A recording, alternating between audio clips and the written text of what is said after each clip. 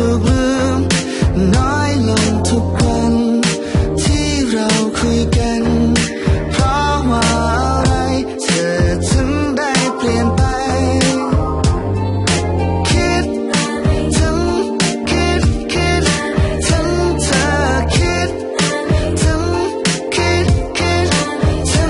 อเธอรู้บ้างไหมว่ามีใครทนทุกข์ทรมานอยากรู้เพียงว่าความคิดถึงของเธอกับฉันมันเท่ากันหรือเปล่าถามจริงๆว่าใจเธอเปลี่ยนไปหรือเปล่าฉันไม่คิดไปเองใช่ไหมความคิดถึงที่ฉันไม่เคยส่งไปไม่เคยทำเธอมึงไงไปท่องศัพท์ต่อปะเอาดิอ๋อวันนี้แย่งกลับใช่ปะวะกูยังไงก็ได้นะตามใจมึงอะยังนึกถึงวันนั้นวันที่เราหัวเราะกันไม่เคยลืมรอยยิ้มเธอสักครั้งจำได้ไหมวันที่เราทะเลาะกันเธอยังมาให้ฉันอยู่ทุกครั้งทุกความทรงจำยังทำให้ฉันคิดถึง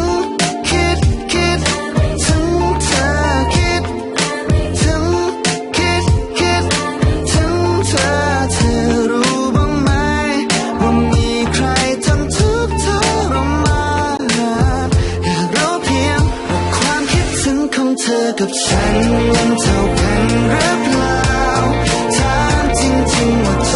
เธอเปลี่ยนไปหรือเปล่าฉันไม่คิดไปเองใช่ไหม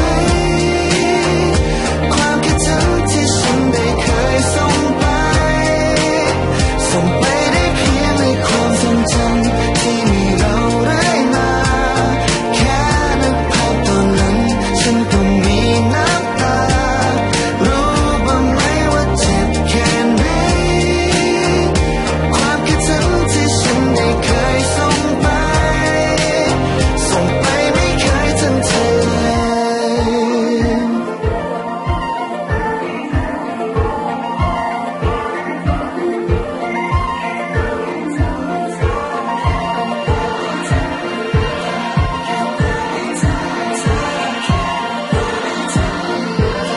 ว่าความคิดถึงของเธอกับฉันมันเท่ากันหรือเปล่า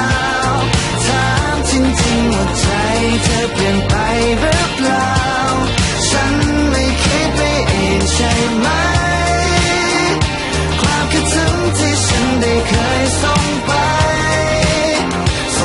ได้เพียงในความทรงจำที่มีเรา